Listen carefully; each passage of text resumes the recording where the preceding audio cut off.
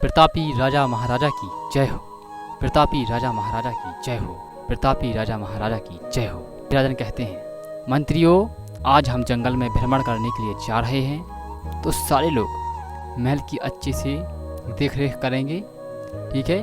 कोई भी बाहर से अतिथि आए तो उसका स्वागत करना। और हम एक दिन के लिए बाहर महल से जंगलों में घूमने के लिए जा रहे हैं, क्योंकि हमने बहुत दिनों से जंगल नहीं घूमे हैं और हम अकेले ही जा रहे हैं, अकेले ही जा रहे हैं। सभी सारे मंत्री उच्च घोष में जयकार लगाते हैं, प्रतापी राजा महाराजा की जय हो। प्रतापी राजा महाराजा की जय हो।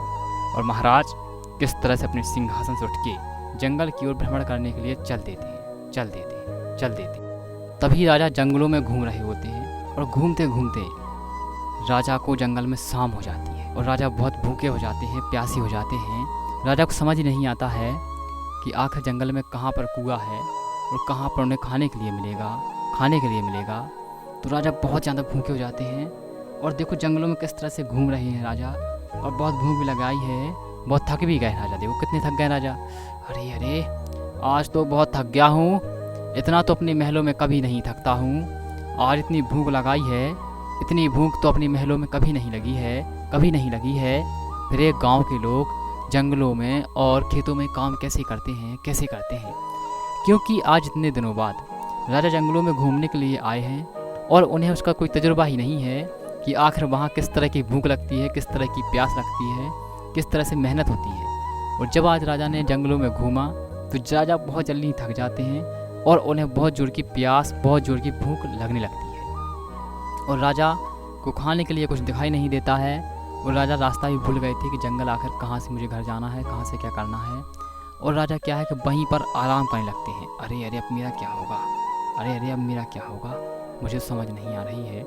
मैंने मंत्रियों से भी कह दिया है कि मैं अकेले जंगल जा रहा हूँ, अकेले जा रहा हूँ। अब तो मेरे लिए यहाँ पर कोई है ही नहीं, कोई है ही नहीं, कोई है ही नहीं। और देखो राजा जंगल में भूख से प्यास से बिलख रहे होते हैं। तभी जंगल के पास किसान के लड़के यहाँ पर देखो अपनी गाय भैंस चराने के लिए आए होते हैं। तभी वो राजा को भूख से बिलखता हुआ देखते हैं और राजा के पास जाते हैं, राजा के पास जाते हैं। कौन हो आप और यहाँ क्या कर रहे हो, यहाँ क्या कर रहे हो? तभी तीनों बालक राजा के पास पहुँच जाते हैं, राजा के पास पहुँच जाते हैं। किसान के बच्चे पूछते हैं, हे राजन, आप यहाँ पर कैसे हो और आपको यहाँ पर भूख कैसी लगी है, भूख कैसी लगी है? तभी राजा कहते हैं कि मैं यहाँ पर जंगल घूमने के लिए आया था, जंगल घूमने के लिए आया था, लेकिन मुझे जंगल घूमते घूमते भूख भी लगाई है और प्यास भी लगाई है। मुझे अपने घर का पता ही नहीं है और मुझे भूख भी बहुत लगी है। राजन कहते हैं कि तुम लोग यहाँ पर कैसे आए हुए हो, कैसे आए हुए हो? तभी राजा कहते हैं कि हमें बहुत भूख लगी है, अगर तुम लोगों के पास मेरे लिए कुछ खाने की व्यवस्था हो तो मुझे खाने के लिए दो ना, मुझे खाने के लिए दो ना। तभी बच्चे कहते हैं, जी राजन, मेरे पास में ही जंगल में यहाँ पर एक कुटिया बनी हुई है, कुटिया बनी हुई है, जिसमें हम लोग यहाँ पर खाना रखते हैं, अपनी बकरियों के लिए चारा रखते हैं और अपने खाने के लिए भी भोजन रखते हैं और पीने के लिए ठंडा पानी रखते हैं। बालक कहते हैं, हे राजन, आप चिंता ना करो, हम आपके लिए भोजन की व्यवस्था करते हैं और आपके पीने के लिए ठंडा पानी भी लाते हैं। फिर राजा कहते हैं, जल्दी से करो मेरे लिए व्यवस्था, क्योंकि मुझे बहुत भूख लगी है और मुझे बहुत प्यास भी लगी हुई है। राजन, आप इस पर लेट जाइए, इस पर लेट जाइए। तभी राजा देखो देखो बहुत भूखे होते हैं और खटिया पर लेट जाते हैं, खटिया पर लेट जाते हैं। अब मेरे लिए पहले पानी की व्यवस्था की जाए, क्योंकि मुझे बहुत प्यास लगी है और पानी बिना तो मैं रह नहीं पा रहा हूँ, रह ही नहीं पा रहा हूँ। तभी तीनों बच्चे पानी लेने के लिए जाते हैं तो कुछ खाना लेने के लिए जाते हैं। देखो देखो देखो किस तरह से बच्चे पानी लेने के लिए, खाना लेने के लिए जा रहे हैं। देखो तभी सारे बच्चे घड़े से ठंडा पानी लाते हैं, पानी लाते हैं। लो राजन, आप पानी पी लो, आपके लिए मैं पानी लेकर आई हूँ, पानी लेकर आई हूँ। तभी राजा पानी पीने के लिए तैयार हो जाते। लो राजन, आप पानी पी लो, क्योंकि आप बहुत प्यासे हो, बहुत प्यासे हो। फिर मैं आपके लिए खाना लेकर आने वाली हूँ, खाना लेकर आने वाली हूँ। तभी राजा उस पानी को झट से पी लेते हैं, क्योंकि राजा को बहुत प्यास जो लगी हुई है। वो सारा पानी थोड़ी देर में खाली कर देते हैं गिलास। देखो भी देखो राजा के लिए किस तरह से उसने थाल लगा दी है भोजन की, जिससे हमारे राजा खाएंगे भोजन। तो जल्दी ही उनकी भूख बुझ जाएगी और प्यास भी मिट जाएगी। इस तरह से देखो सारे बच्चे राजा के लिए खाना लेकर जा रहे हैं। लो राजन, आप बथुआ की पूरी खा लो, आपके लिए मैंने अभी अभी बनाई है। ठीक है बच्चों, मैं अभी खाना खा लेता हूँ। देखो तीनों बच्चे राजा किस तरह से सेवा कर रहे हैं, और राजा सारा खाना खा लेते हैं।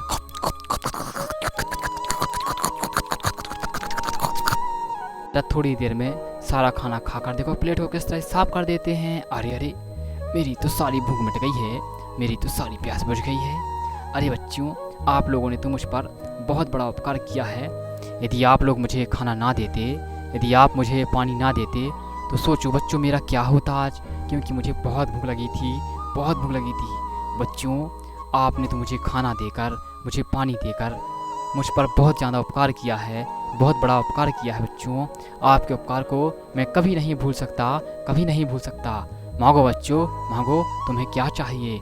मांगो बच्चों, मांगो, तुम्हें क्या चाहिए? तभी राजा बच्चों से कुछ मांगने के लिए कहते हैं कि उन्हें जो भी चाहिए, उनकी जो भी इच्छा है वो मुझसे मांग सकते हैं, क्योंकि आप लोगों ने आज मुझे खाना खिलाकर मुझ पर बहुत अच्छी कृपा की है। यदि आप मुझे खाना ना खिलाते तो सोचो मेरा क्या होता। अरे बच्चों से कुछ ना कुछ मांगने के लिए बोलते हैं। तभी राजा कहते हैं, हे बच्चों, आपने मुझे खाना खिलाया है, मेरी प्यास को बुझाया है, तो मैं आपकी सेवा से खुश हो गया हूँ। तो मैं चाहता हूँ बच्चों कि आपके मन में जो भी इच्छा है आप मुझसे मांगो, क्योंकि मैं इस राज्य का बहुत ही बड़ा राजा हूँ। तभी किसान के बच्चे कहते हैं, पहला बच्चा कहता है, हे राजन, मुझे तो बहुत सारा पैसा चाहिए और मुझे इस संसार में कुछ नहीं चाहिए। तभी राजा पहले वाले बच्चे को सारा पैसा देते हैं, बहुत सारा धन देते हैं। देखो कितना सारा पैसा, कितना सारा धन राजा ने पहले वाले बच्चे को दे दिया। लो, आपने जो मांगा मैंने आपको दे दिया। और पहला बच्चा बहुत ज़्यादा खुश हो जाता है, क्योंकि उसकी इच्छा जो थी मन की वो पूरी हो गई थी। तभी राजा दूसरे बच्चे से पूछते हैं, बताओ अब तुम्हें क्या चाहिए? तभी दूसरा बच्चा बोलता है, हे राजन, मुझे कुछ नहीं चाहिए, मुझे तो बस बंगला और घोड़ा चाहिए। तभी राजा कहते हैं, जाओ, मैं तुम्हारे लिए बंगला और घोड़ा की व्यवस्था करता हूँ। और राजा उसको बंगला और घोड़ा देते हैं। देखो किस तरह से बंगला दिया है और उसको राजा ने घोड़ा भी दिया है। तभी राजा तीसरे बच्चे से कहते हैं, बताओ तुम्हें क्या चाहिए? जो भी आज जो मांगेगा उसको वो चीज़ दी जाएगी। बताओ बालक, आपको क्या चाहिए? क्योंकि मैंने दोनों बच्चों को जो मांगा है उनको वो दिया है। तुम्हें क्या चाहिए? तुम ही मांग सकते हो, तुम्हें क्या चाहिए? जो तुम आज मांगोगे वो तुम्हें दिया जाएगा। तभी तीसरा बच्चा थोड़ी सोचता है, वो कहता है, हे राजन, मुझे संसार में कुछ नहीं चाहिए, मुझे बस आपसे ज्ञान चाहिए। और तीसरा बच्चा राजा से ज्ञान मांगता है। तभी राजा उसके लिए एक अच्छे से टीचर की व्यवस्था करते हैं, एक अच्छे से अध्यापक की व्यवस्था करते हैं, जो कि उसको रोज़ ज्ञान देगा, रोज़ उसको पढ़ाएगा। उसको देखो पढ़ने के लिए किताबें देते हैं और एक अच्छा सा टीचर भी उसे पढ़ाने के लिए लगा देते हैं। देखो। और देखो तीसरा बच्चा रोज़ उनके लिए पढ़ने के लिए जाता है और कुछ ना कुछ नया सीखता है। तभी बहुत समय बीत जाता है और राजा अपने दरबार में आ जाते हैं। और राजा को बहुत दिनों बाद मन में ख्याल आता है कि मैं एक दिन जंगल घूमने गया था, तो मुझे वहाँ पर 3 बालक मिले थे और उन्होंने अपनी इच्छा अनुसार मुझसे कुछ मांगा था और मैंने उन्हें दिया भी था। तो राजा के मन में सवाल उठता है कि वो बालक आखिर कहाँ होंगे अब? क्या उस तरह से अपनी भेड़ बकरियाँ जंगल में चरा रहे होंगे? क्योंकि जंगल के रास्ते बहुत कठिन होते हैं और जंगल में वो बच्चे भेड़ बकरी चराएंगे तो अच्छी बात नहीं होती है। और राजा के मन में उनसे मिलने की लालसा जागी और राजा को लगा कि मुझे उनसे मिलना चाहिए, कि आखिर वो क्या कर रहे हैं। इतना सारा मैंने उन्हें पैसा दिया था, धन दिया था, बंगला दिया था, गाड़ी दिया था, ज्ञान दिया था, तो आखिर उनसे वो कर क्या रहे हैं, कहाँ पहुँचे हैं? तो राजा के मन में ऐसा सवाल सूझा। अपने मंत्रियों को आदेश देते हैं, जाओ मंत्रियों जाओ, और तीनों बालकों को यहाँ दरबार में उपस्थित करो। मुझे उनके बारे में जानना है, आखिर वो क्या कर रहे हैं, आखिर वो कहाँ हैं, मुझे उनके बारे में जानना है। तभी राजन की बात सुनकर मंत्री शीघ्र ही तीनों बालकों को लेने के लिए चले जाते हैं। जी महाराज, हम अभी तीनों बालकों को आपके महल में उपस्थित करते हैं। आप बिल्कुल भी नाराज ना हो, आप बिल्कुल भी चिंता ना करें। और वो शीघ्र ही तीनों बालकों को लेने के लिए चले जाते हैं। तभी तीनों बालकों को महल के राज्य में उपस्थित किया जाता है और राजा बारी बारी से सारे लोगों से पूछते हैं कि आखिर तुम लोग अब क्या कर रहे हो। तभी राजा पहले वाले बालक से पूछते हैं, हे बालक, आपको मैंने इतना सारा धन दिया था, इतना सारा पैसा दिया था, तो आप अब क्या कर रहे हो।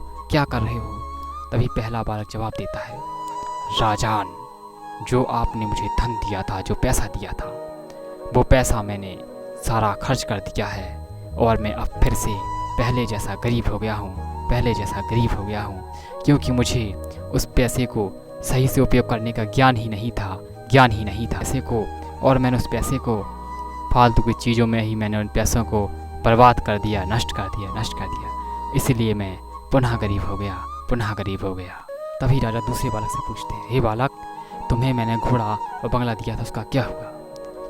तभी वो दूसरा बालक कहता है, हे राजन, बंगला तो मेरा बहुत पहले ही बिक चुका था और अब घोड़ा भी बिकने वाला है, क्योंकि मुझे पैसों की बहुत ज़्यादा ज़रूरत पड़ रही थी, इसलिए मैंने बंगला भी बेच दिया है और मैं अब घोड़ा भी बेचने जा रहा हूँ, क्योंकि मुझे पता नहीं था कि पैसों का उपयोग कैसे किया जाता है। हे राजन, मुझे क्षमा करें। तभी राजा तीसरे बालक से पूछते हैं, तो वो कहता है, हे राजन, आपसे मैंने कुछ नहीं मांगा था, बस आपसे मैंने ज्ञान मांगा था, जो मेरा ज्ञान दिन प्रतिदिन बढ़ता जा रहा है और आज मैं आपके राज्य का एक मंत्री भी बन चुका हूँ, क्योंकि आपने जो ज्ञान दिया था वो मेरा ज्ञान बढ़ता जा रहा है और मेरे पास पैसों की कोई कमी नहीं है, क्योंकि मैं आपके ही दरबार का मंत्री बन गया हूँ। ये बात सुनकर राजा चकित रह जाते हैं कि जिसको मैंने पैसा दिया, जिसको मैंने बंगला दिया, जिसको मैंने घोड़ा दिया, उसके पास कुछ नहीं है, वो पुनः गरीब हो गया है, और जिसको मैंने कुछ नहीं दिया, बस अकेला ज्ञान दिया, आज वो सबसे अमीर है। बच्चों, इस कहानी से हमें यह शिक्षा मिलती है कि इस संसार में ज्ञान ही सबसे बड़ी पूंजी है। अगर हमारे पास ज्ञान होगा तो हम कहीं से भी कैसे भी करके बहुत सारा पैसा बना सकते हैं, लेकिन हमारे पास यदि ज्ञान नहीं है तो हम अपना रखा हुआ पैसा भी खर्च कर देते हैं, बर्बाद कर देते हैं और हम गरीब बने रहते हैं। इसी तरह से इस संसार में ज्ञान ही सबसे बड़ी पूंजी है। जिसके पास ज्ञान नहीं, चाहे जितना पैसा हो, इस संसार में वो गरीब है, और जिसके पास ज्ञान है वो चाहे जितना भी गरीब हो, वो सबसे अमीर है। क्योंकि दोस्तों, कहा ही गया है कि ज्ञान सबसे बड़ी पूंजी है।